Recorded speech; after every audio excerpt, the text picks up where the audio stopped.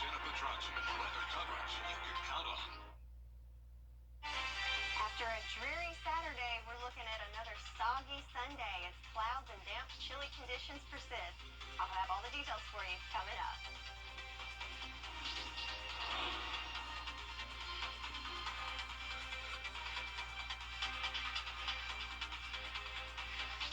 Now on News Channel 6 at 11.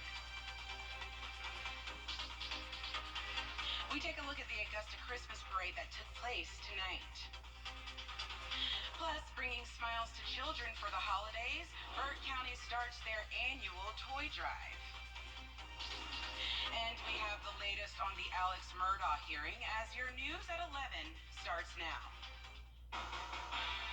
Live from Television Park, this is Wjbf News Channel 6 at 11. Good evening, everyone. I am Tiffany Hobbs. Thank you so much for joining us. Coverage you can count on starts with the Augusta Christmas Parade brought out many people to experience a joyful night downtown. News Channel 6's Nikita Dennis takes us there.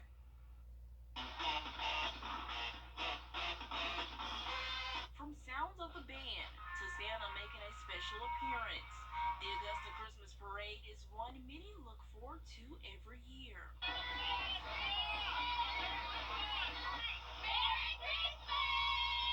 Hundreds of people across the CSRA joined in on the annual tradition, lighting up Broad Street. High schools, along with local businesses and local officials, represented in the parade. Many parents say this is one event they look forward to bringing their children to enjoy the cheerful atmosphere. It's a lot of fun. They had a lot of fun. They didn't know they were getting candy, so that was a nice little surprise. And I had a little 2-year-old that just loved it. So. Everybody else!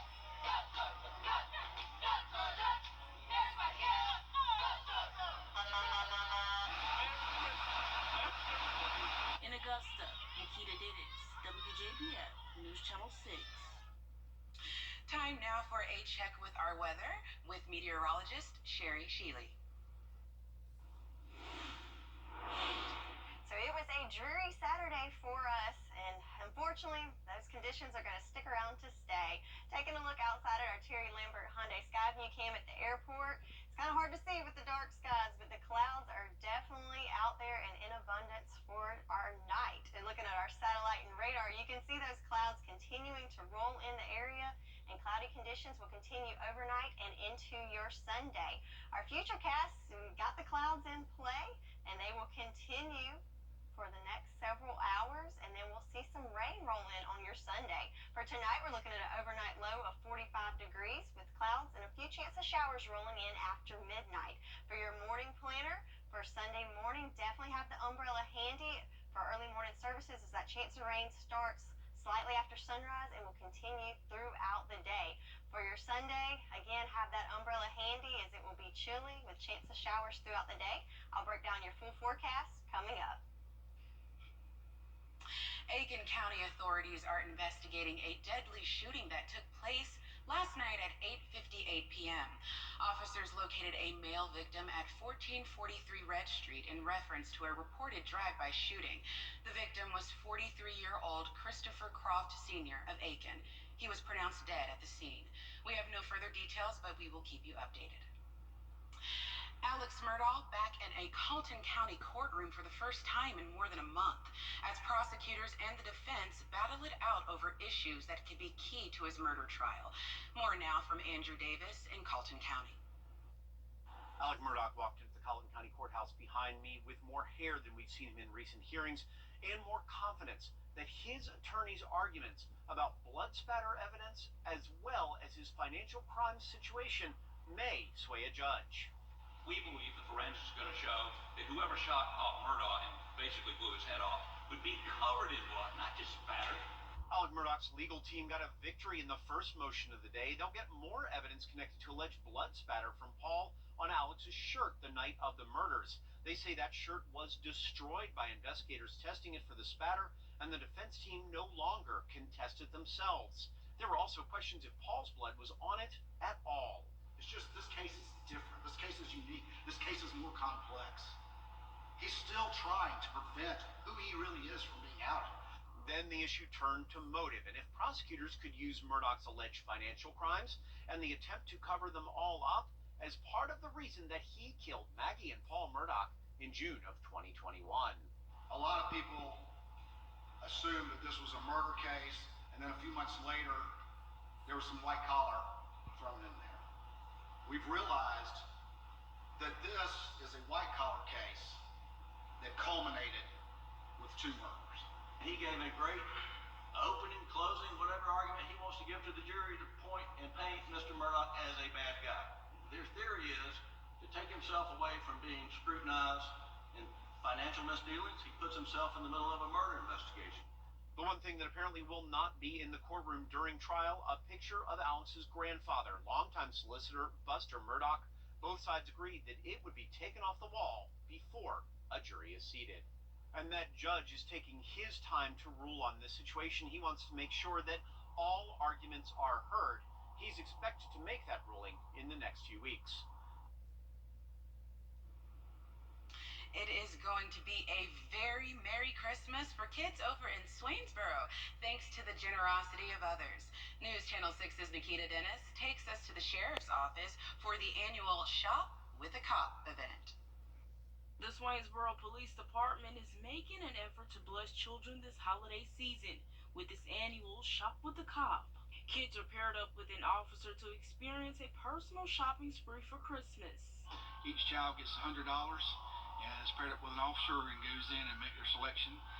Some children will go straight to the bikes, and it'll be a 5 or 10 minute process, and other kids will go and get 75 Matchbox cars. So officers across the CSRA joined in on the fun adventure. Chief Ellison says no matter how many toys the kids buy, the goal is to make them happy. Well, we just feel like that as a law enforcement agency, we get an opportunity to spend some time with these families and these children that may otherwise may not have ever interacted with law enforcement before. As kids walk through the doors of Walmart ready to shop, it gives them the opportunity to look forward to yet another Christmas. We want to see these children getting something really special for Christmas, plus just the experience of being able to ride in that police car and interact with the officer as they go through this shopping event today is just a wonderful exchange, both for the officer and the child. In Emmanuel County, Nikita Dennis, Wjbf, News Channel 6. A lot of groups are collecting toys to help make Christmas merry and bright for less fortunate children. The second annual Be Mighty Christmas event is coming up on Tuesday, December 20th. It will take place at the Byrd County Library in Waynesboro. This event is aimed at children with special needs who sometimes get overlooked in toy drives. Save toys, but also they do like toys like all the other kids. And that's what I want the world to know. Like, don't treat them just because they're in a wheelchair or have a handicap that they can't enjoy life and they can't enjoy toys. So that's what I am trying to make sure that we understand and that we do, and doing the best I can to do my part. Drop-off locations are at the Beckplex in North Augusta, Byrd County Library, Earth Bar on Tobacco Road in Hepzibah, and WAAW Radio in Aiken. You can drop off new unwrapped toys until December 19th.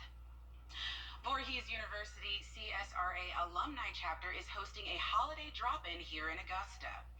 The event will take place December 17th at 12 p.m. till 2 p.m. at Lucy Craft Laney Museum of Black History in Augusta, Georgia. Attendees can learn about courses that are offered both online and on campus. You can also hear about their Master of Education in Teaching and Learning and their certification in cybersecurity. To register, contact Dee Gandy at voorhees.edu or call 706-504-8913.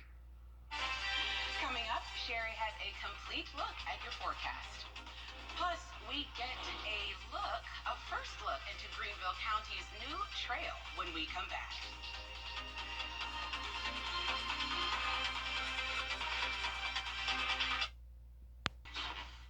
The Live 5 for 6 Skyview Network, sponsored by Terry Lambert Hyundai. Now, your most accurate forecast with WJBF Live 5 for 6. Welcome back. So it has been a dreary day today with those clouds in abundance and on and off misty rain going on. And those clouds are going to stick around again for our Sunday. In fact, it's going to be quite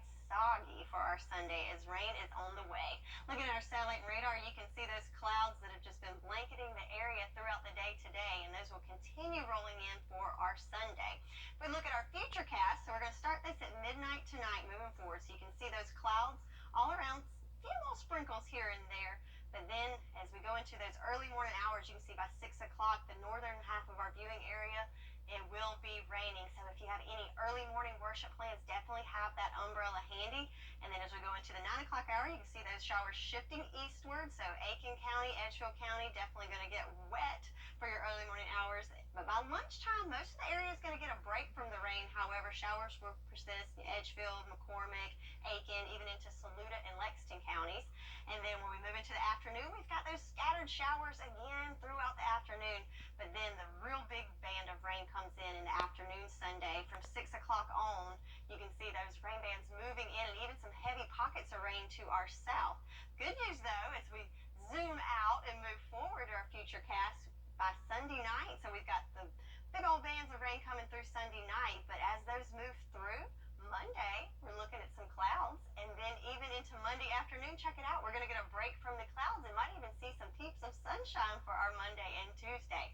For rain totals, not a whole lot in looking there, a tenth of an inch to maybe even a quarter of an inch, but Saluda over half an inch. So not a huge washout per se for your Sunday, but definitely all areas will get wet at some point on Sunday, which is great for our drought conditions. We're out of the severe range, so no orange on the map, which is great news, but still have some moderate drought conditions, so that rain will definitely help with that. Temperatures, on the other hand, we're finally back to where we should be for December. In fact, even moving through the week, we'll actually dip below average. So average for this time of year is 63 degrees, and we've got some 50s to 60s on the map. So feeling a little like winter out there. And our temperature outlook moving forward into the future, we've kind of got this swath splitting our area in half to equal chances of being seasonable to even below average temperatures. So if you like the cold weather, that's good news for you. Overnight tonight, we're looking at clouds with those spotty showers, temperatures around 45. Tomorrow, definitely have that rain jacket handy as showers will be in the area and high temperatures in those lower 50s. Tomorrow, again, rain chances and highs in the 50s. For the next couple days, we'll keep it chilly with clouds and showers for your Sunday. And then we'll get a break from the showers Monday and Tuesday with rain returning on Wednesday. That's your forecast. If you love the outdoors, Greenville County opens up its new trail system. Your forecast. If you love the outdoors, Greenville County opens up its new trail system today. Elise Delvin has more. This new 6-mile trail system here in Lakeside Park is now open for walkers, runners, and bikers in the area. It consists of 3 connecting loops for the beginner, intermediate, and advanced levels. For decades, over 40 acres of land has been sitting behind Lakeside Park. After approaching Greenville County Recreation about a year ago, the Upstate Greenways and Trails Alliance, also known as Wjbf, started planning. Saturday marked the day the plan and a year's worth of work came together. Wjbf says the new 6-mile trail network is adding something that Greenville County has been missing. Here in the upstate, there's lots of great trails. However, many of them are kind of more in the northern part of the county towards the mountains. But there's a real need for walking and biking trails closer to neighborhoods, closer to where people live. Wjbf says some of the trails have a direct connection to surrounding neighborhoods, so some residents can walk to the trails rather than drive. In Greenville County, Elise Devlin.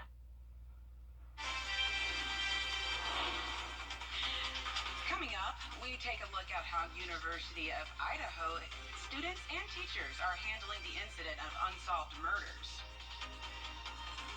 But first, the winning numbers for tonight's South Carolina lottery are pick 3, 8, 3, 7, and the fireball is 2. And the pick 4 winning numbers, 8, 7, 1, 6. The fireball is 2. The Palmetto Cash 5 numbers, 3, 12, 15, 19, 38. And the power up is 2. And here are your Powerball numbers, 23, 9, 68, 49, 47, and 19 is your final.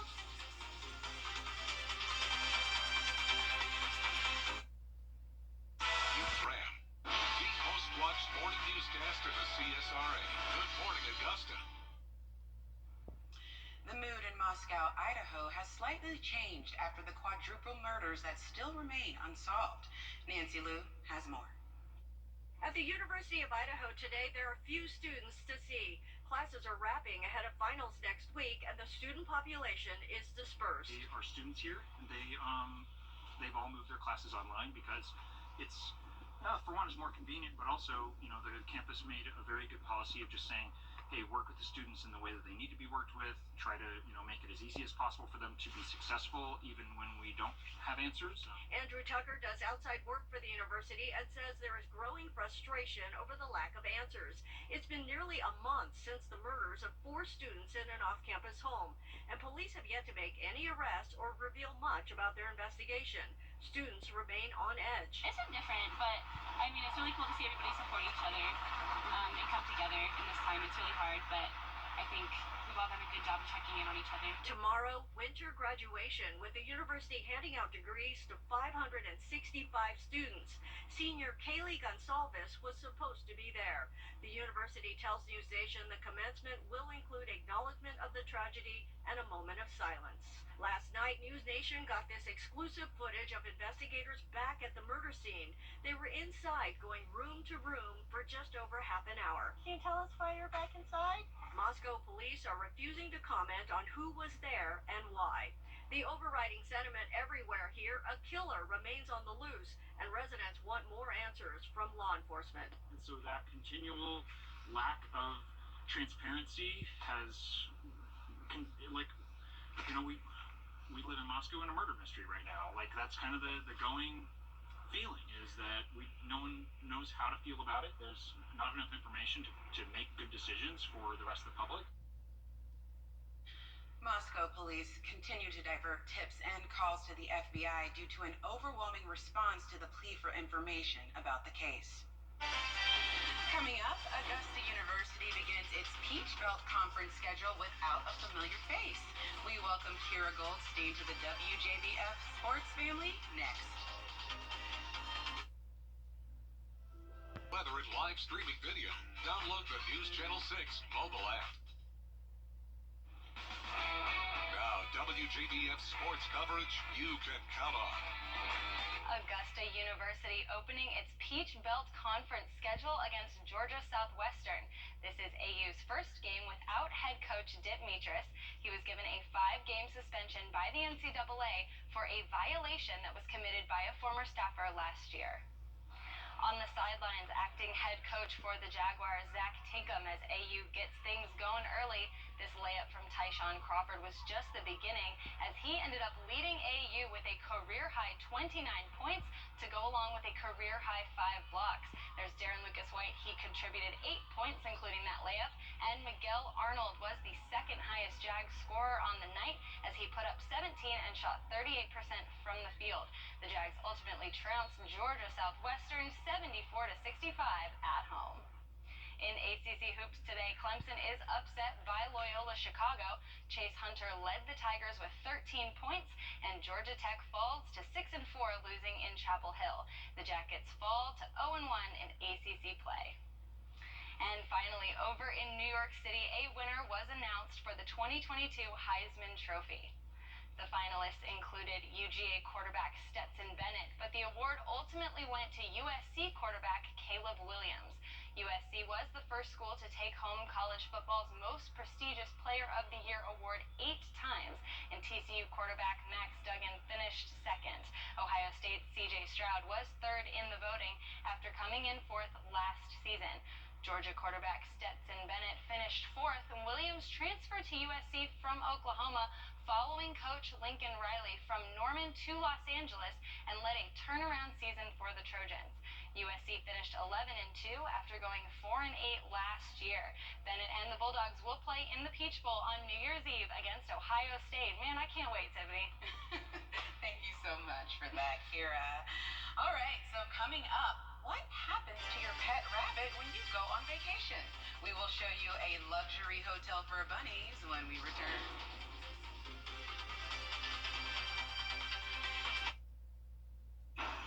And Andy, weeknights starting at 7 on MeTV. So we'll have some scattered showers for Sunday, so definitely have that umbrella handy. The clouds will stick around, but then we'll get a break from them on Monday and Tuesday, getting up to 60 degrees for your Monday. And then rain will return on Wednesday and Thursday, but temperatures looking nice in those 50s and 60s for the next several days. That's your forecast. All right, everyone, stop what you're doing now. There is now a Hair B&B. It is a hotel for pet rabbits in Chicago where they can stay while their owners are out of town, and the accommodations are luxurious. Each bunny gets its own 4x4 pen, and then they get a padded floor and a Persian rug. The hotel just opened, and it already has a waiting list. All profits go to a local animal shelter. Rabbits are the third most popular pet in the U.S. after dogs and cats. Now, is that not the most cute thing you've ever heard? That is adorable. I think they live a better life than I do. They probably do. They're so cute. I wish I could get a bunny. What would you name your bunny if you could get one? Probably like Dexter or something. Oh, that's so cute. I love that. I would probably name it something silly like fox or dog, like a different animal. How adorable. Isn't that cute? Well, thank you so much for joining us. That is our report for now. Thank you for watching. Be sure to join us for Good Morning Augusta at 8 a.m. Have a great night. Good night, y'all.